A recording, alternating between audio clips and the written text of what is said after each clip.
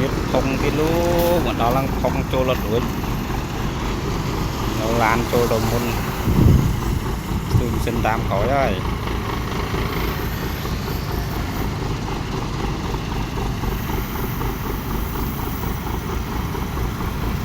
sẽ đấy đây mấy